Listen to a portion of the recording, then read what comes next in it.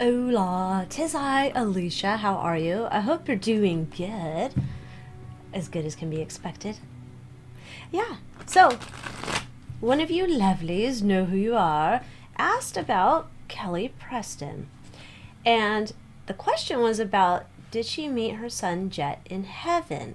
So, you know that group that she was a part of with her husband John Travolta. I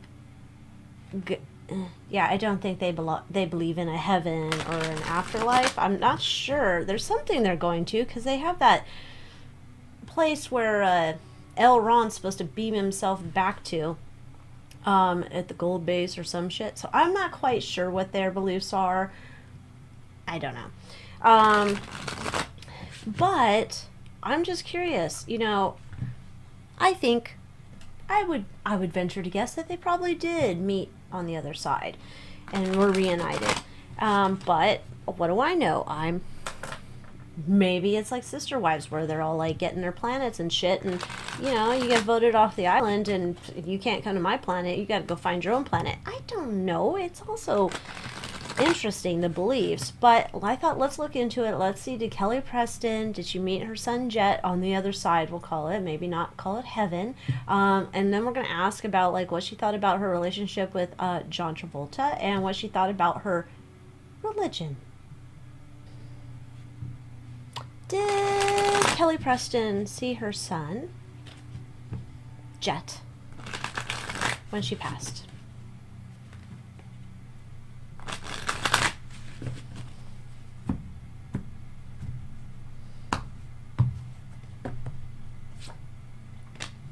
Yes. I don't even think we need to go any further than that. We got an ace, and ace is a yes, so she did see her son when she passed to the other side. Okay. Let's go into then. What did she think of her relationship with John Travolta? Let's look at like what they both thought. Like what were they entering into? Because there's been a lot of rumors about John Travolta. And his feelings about other men and bearding and dressing. I don't know. Let's just see what was this relationship between Kelly Preston and John Travolta.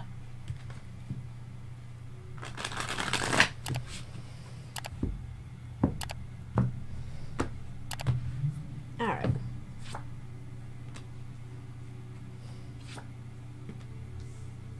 Okay.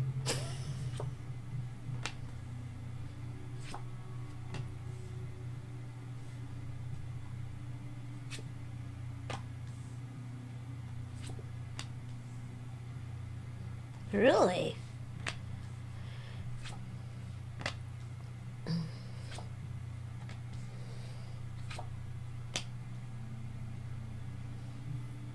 This is a burden for her to carry his secret. So this does feel like a binding legal connection, relationship. This is a binding legal connection. She was holding on to his secret. Almost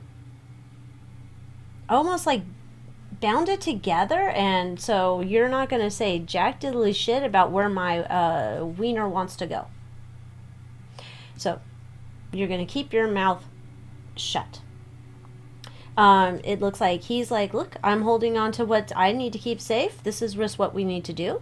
I need to keep everything about my other tendencies, allegedly for entertainment purposes, secret.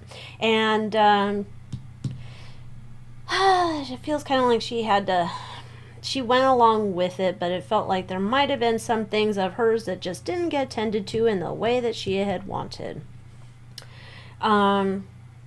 She was over here holding his secrets, but at the same point, she felt like she got the short end of the stick.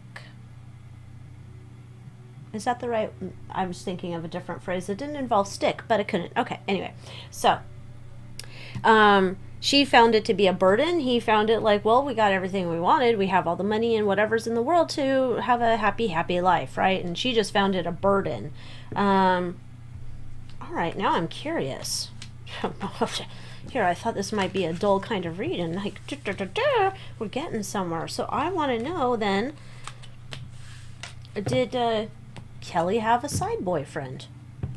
Or maybe a girlfriend. I don't know. Did Kelly have a side love? Because this feels like she's just over there keeping up appearances for John, allegedly, for entertainment purposes. But did Kelly have any side relationships?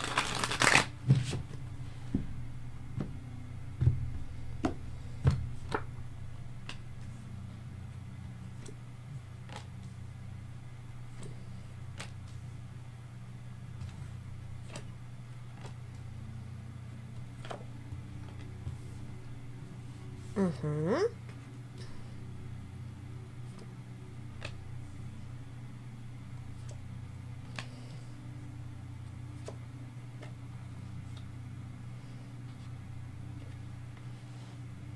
I want to say, if she was, it was done on the down low. Oh, you're in the way. Move on over here, my friend. You're in the way. If she had some, it was done on the DL. She also may have taken care of herself from time to time, if you get my drift. But there was this, she is a part of a team working behind to support John, right? Like, I'm here to support you in your endeavors. It's almost like I'm a supporting actress, literally. And there's heartbreak, so that at some points, like, I'm walking away, right? Because I can't get all of my needs met here. So at some point, like, she's like, she tried to make this relationship be enough for her. But then at some point she becomes self-sufficient, and she might have been dallying out here, and maybe she met someone. It feels like she might have met someone else in the industry, allegedly. But I think there was like some squawking that was happening, and we had to put a kibosh on it. So I don't know that she fully, I think she tried to get a side relationship for herself, but it just didn't seem, it caused drama. All right, well, poor thing. So she's just dedicated to her family, home life thing.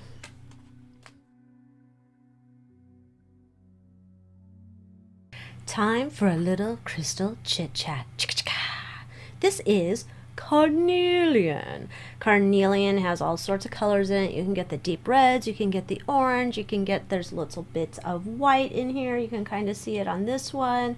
So carnelian has all sorts of different colors in its little areas, even a little bit of yellow and golden yellow, orangey, tigery kind of stuff. So what do you want carnelian for? Carnelian is going to give you a dose of courage and passion to activate your creative forces. So then you can manifest your dreams. You want to go out there, you want to be the superstar of the world, then you want to get some carnelian. It's really a good stone to have with you when you're embarking on creative passion projects or just creative endeavors in general, to help you get that fire within, that creative spark that you're looking for. So if you need a piece of carnelian, come on over to my website at aliciawicker.com and get you some thing. Well, let's see then. What did she think about that religion that she and he were a part of? I think he's still a part of it.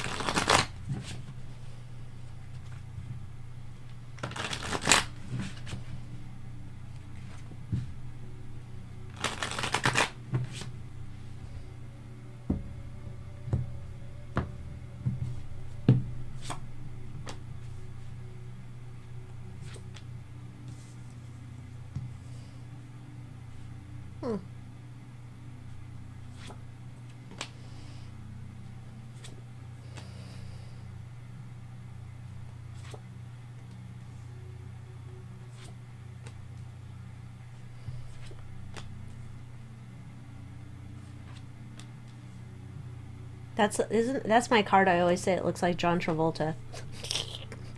It's just kind of funny. I'll show you in a minute. All right, here, take a peeper at a... Does that look like John Travolta? It totally does. Okay. Anyway, so it looks like here what she thought about their shared religion here was okay, I'm in this religion, but we have the Page of Pentacles. So I'm setting up goals, I'm studying, I'm working to get to the next level and the next level and the next level, and perhaps I'm giving a little coin to get to the next level. Looks like came in naive to this religion, not quite sure totally what was into it. Looks at some point maybe of abandoning the relationship with that religion, like not being she's not going to church every day or whatever, however often they go. She wasn't going all the time. She was there to support him as much as she needed to be. So she needed to be the supporting actress to show up to events with him, or to pretend that she's on board with him. She did, but she was not going on her own in the church to grow in her own understanding or growth in the thing. After a while, she's just like, eh. She's she got her, it's almost like she realized she didn't need this institution. She realized she didn't need this institution. She was finding emotional support and balance and all of the things, the support that you can get from going to a church. For some people, that she found that she was getting that elsewhere with her friends. And so she just, again, she was just going to be there to support him. If she needed to show up with him there, she would, but she was not into it. She had already left the church. So, excuse me, microphone, I jingled you and now you jangled.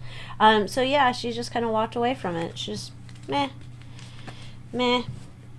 All right, let's see, how's John doing since Kelly's passed on?